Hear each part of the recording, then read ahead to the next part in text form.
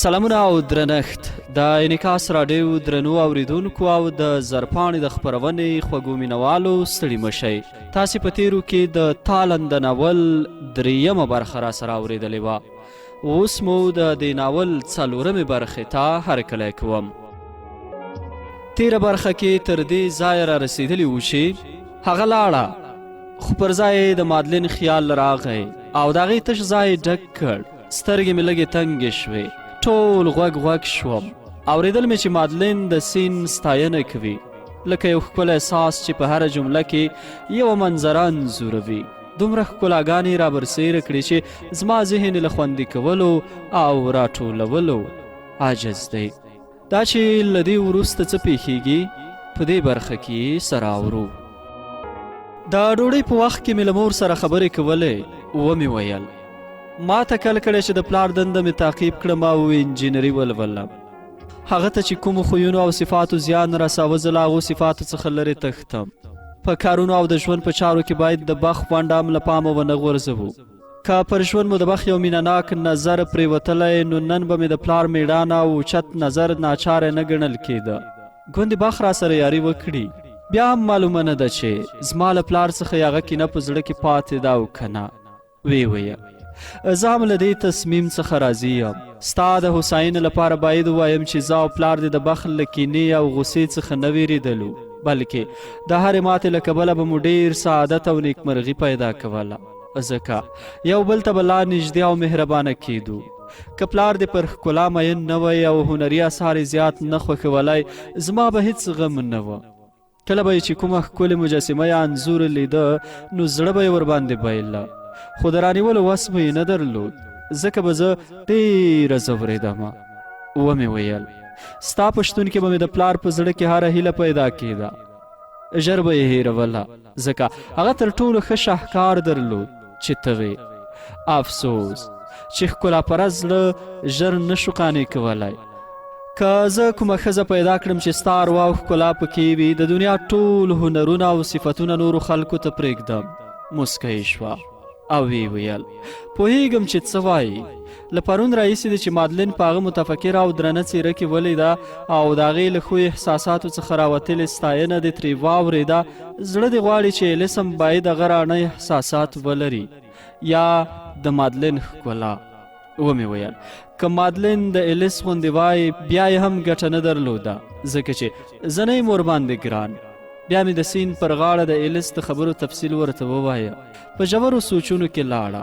کله چې خپلې سترګې زما په سترګو کې وګنډلې، ومې لیدل چې د غم یوه نرۍ څپۍ پر څېره راخوره ده. وی ویل که شتمن وای، تا باید په شاعرۍ یا موسیقۍ لاس پورې کولی، یا به هم نابغه کېدې، ځکه چې د برلاسو هنرمندانو غوندې له خپل زړه سره یوازې ژوند کوي. هر څه چې وینې اوري یا مادي طبیعت چې هر څه در څخه غواړي، ټول د زړه نګارخانې ته وړي او شعر ترې جوړوي. د هنرمندۍ لوی شرط هم دغه دی.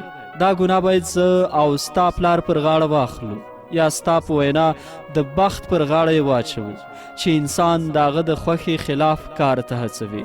ومې ویل غم مه کوه، د ارادې د قوت په مرسته به له نړۍ څخه غچ اخلم او ستا ناکامۍ به جبرانوم. وی ویل که زما منې سندرې ووایه او د موسیقۍ په برخه کې کار وکړه. ستا ښکلی غږ باید غلی نه شي، بله دا چې آواز د تسلي ذریعه هم ده. دا هغه چیغه ده چې حساس زړه یې په ښکلاګانو او هیلو پسې راباسي او ځان اراموي. ومې ویل ته هیلهمنه یې چې ستا په څېر به په صورت و سیرت ښکلې نجلۍ ومومم. کیدای شي ویې مومې، خو مینه هغه قمار دی چې هیڅوک هم پر بری باندې زړه نشي تړلی. وویرېدم. ومې پوښتل واده باید قمار وي؟ د ژوند دغه مرحله چې تر ټولو مهمه ده، ولې باید له قاعدې څخه بهر وګڼو او د هوس لاس ته یې وسپارو؟ نه د راکړې ورکړې لاس ته. دواړه پلې باید برابرې وي.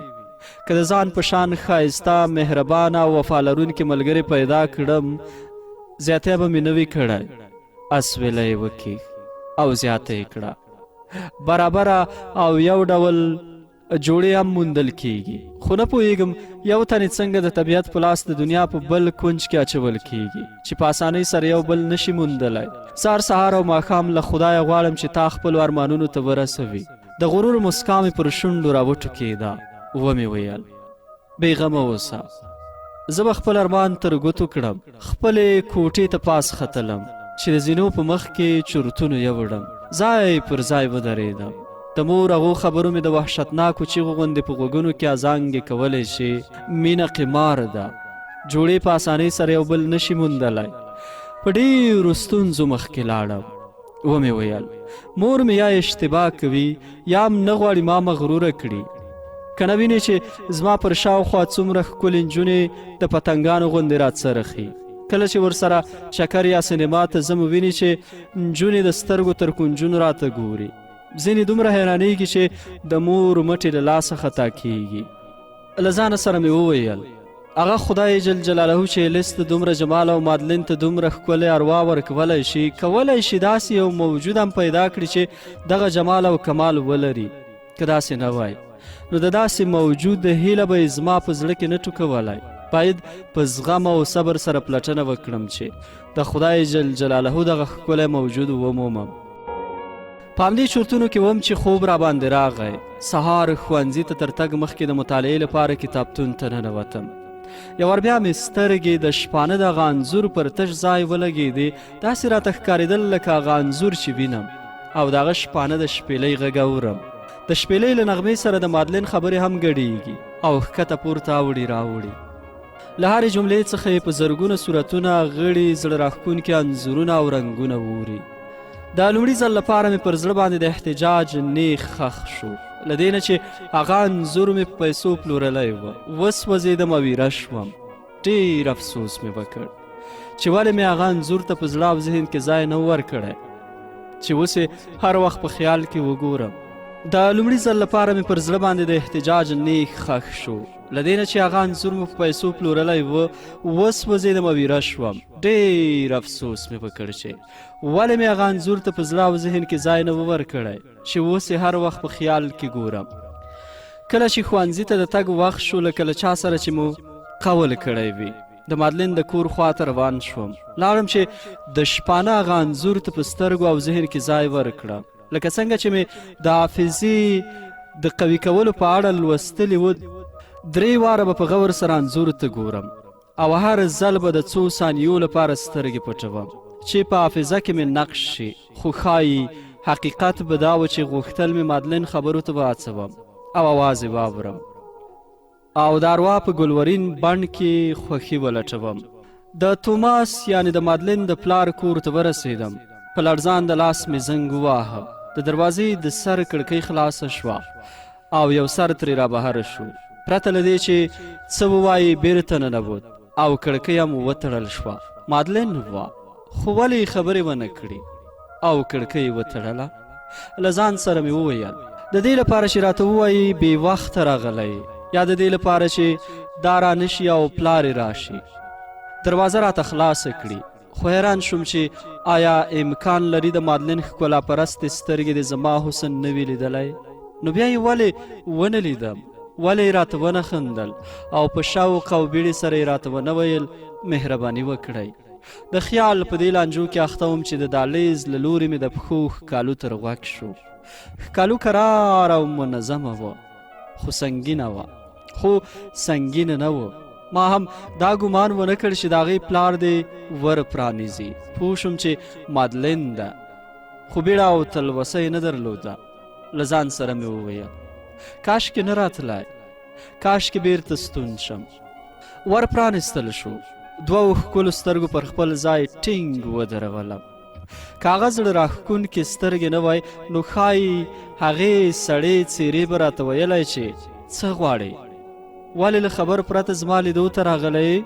ګمان مې وکړ زه به وکړی شم د هغې د زړه حال د هغې په څېره کې وګورم. خو وروسته پوه شوم چې څوک له دغه دریڅو څخه د هغې د خاطر جنت ته په اسانۍ سره لار نشي موندلی. پوه شوم چې خوښي او غم، مینه او کرکه، هیله او نهیلې هیڅ یو هم د هغې د ضمیر له خونې څخه د راوتلو جرأت نه لري. سلام مې وکړ. حیران وم چې څه ووایم، ځکه هغې پلمې چې د دوی کور ته یې راوستلی وم راته ډېره ساده وبرېښېده. زما تر لږې چوپتیا وروسته یې وویل که له پلار سره مې کوم کار لرې په کور کې نشته. په تړتړۍ ژبه مې وویل له هغه سره کار نه لرم، راغلم چې هغه انځور غواړې هغه بیرته واخلې، حق لرې. زه به خپل پلار راضي کړم چې دا معامله له یاده وباسي. ومې ویل نه، غواړم هغه تابلو یو ځل بیا وګورم. سترګې لږې پټې بیا خلاصې شوې. په هغې یوه شیبه کې یو کتاب فکر او سوچ پټ و، خو ما یې لا د لوستلو لپاره سواد نه درلود. وی ویل راځه مهرباني وکړه. له دې سره روان شو. یوې خونې ته ننوتلو. ټول شیان سره خواره واره پراته وه. ډېرې مجسمې او هنري اثار هم تر سترګو کېدل. یو څه وګرځېده، بیا یې د شپانه تابلو چې پر ځمکه پرته وه د یوې بلې تابلو له شا څخه راویستله او ما ته یې مخامخ ونیوله. د هغې دواړې ښکلې سترګې د تابلو له شا څخه راته ښکارېدې. مننه مې وکړه او په ننداره بوخت شوم. هغه څه چې راته نه ښکارېدل انځور یعنې تابلو وه، لکه هغه دوو ډیوو چې د دوو څراغونو غوندې زما سترګې له کاره اچولې وې. د شرم او خجالت له کبله دومره تر زور او کړاو لاندې وم چې کوټه را باندې څرخېده. ومې ویل بس ده، انځور یو وړ چې پر خپل ځای کېږدي. زه ودرېدم. ستونی مې له ژړا ډک و.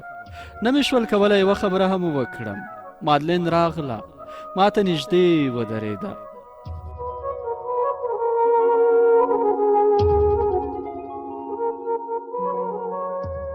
تر لږې چوپتیا وروسته چې ولیدل چې نه ځم او هېڅ خبره هم نه کوم، نو ویې ویل زه دې له زړه راځم، حق دې هم دی. هنري اثار دې تر هر څه زیات ځان ته راکاږي، خو درد او کړاو لري. خو که هنر درد او سوز نه لرلی، ژوند به هم خوند نه درلودی.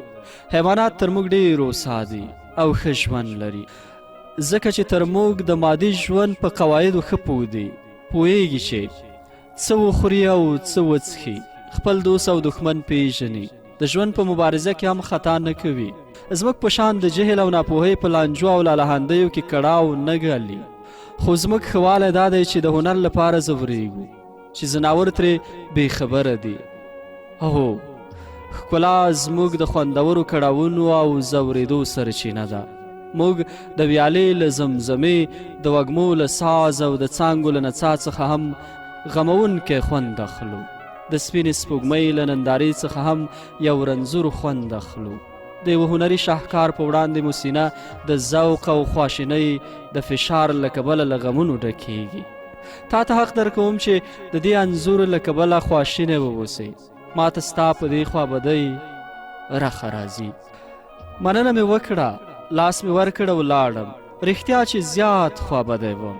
خوابدي مې له دې کبله وه چې د مادلین سترګې ولې دومره ښکلې دي، ولې دومره حساسې دي. خو دا په خپله ولې ښایسته نه ده؟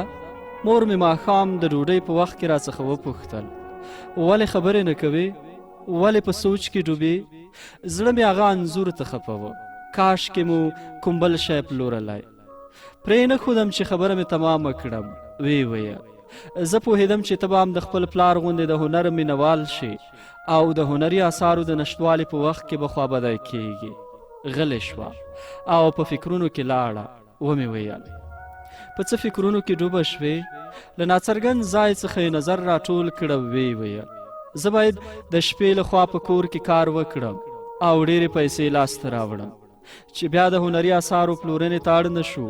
ومې ویل هېڅ کله هم نه. هر څه چې لرو ویې پلوره، خو کار مه کوه. ستا روغتیا تر نړۍ ډېر ارزښت لري. خو ما ولیدل چې قهوه یې هېره شوه او په چرتونو کې ډوبه وه. ومې ویل مور جانې بې ځایه غم مه کوه. په هغه انځور پسې زیات خفه نه یم. نن د توماس کور ته تللی وم. زما مقصد د مادلین لیدلو وه، نه د هغې تابلو.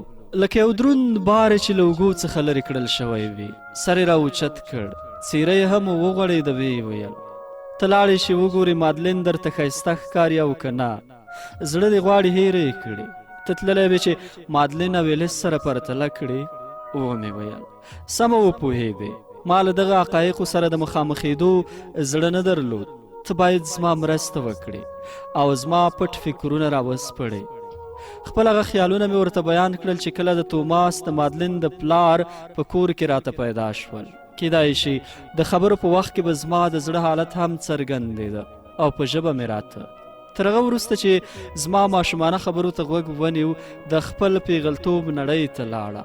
هغه دنیا یې ګز او مچ کړه، اسویله یې وکړه، ویې ویل لکه څنګه چې یو ړوند یوه لارښود ته لاس ورکوي، له لارو څخه په اسانۍ سره تیریږي.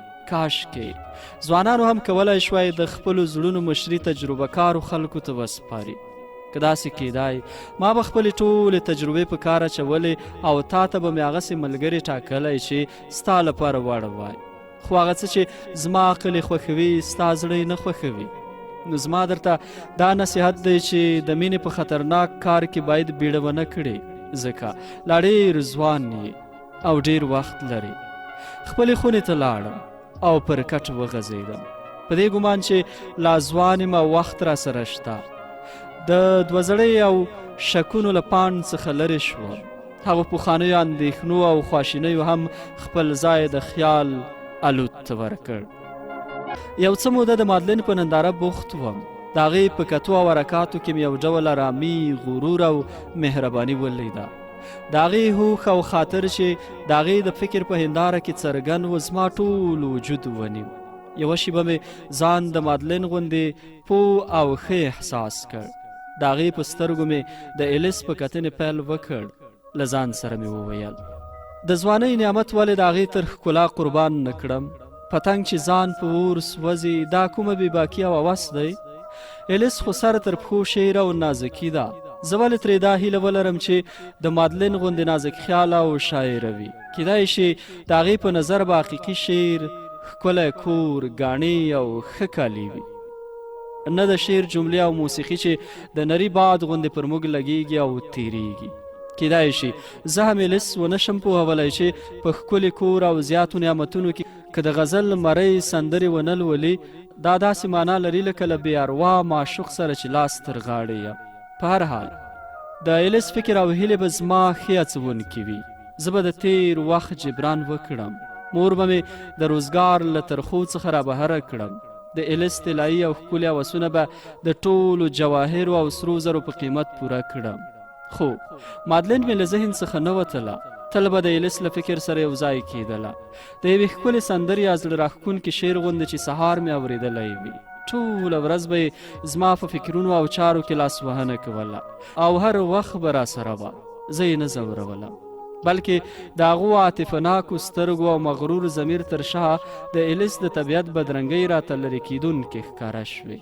د راتلونکي په ناپایه اسمان کې مې د امید دومره وزرونه ورپول چې خوب را باندې راغی. سبا مازدیګر مې په بېغمه زړه او خوشحاله خاطر له ایلیس سره د ټینس لوبه کوله. ویې ویل نن د نورو ورځو په پرتله ښه لوبه کوې. ومې ویل څنګه چې ته نن تر نورو ورځو ډېره ښکلې شوې. یوه شیبه یې سر ښکته نیولی و او د پښې په څوکه یې ځمکه ګروله. بیا یې وویل خو بیریږم چې شعر یا کوم پسرلنی باد نه وي. شعر نه دی. غواړم ښه درس ووایم او دومره خواري وکړم چې شتمن شم، ځکه تا پیژنم. ته له شتو او پیسو سره زیاته مینه لرې.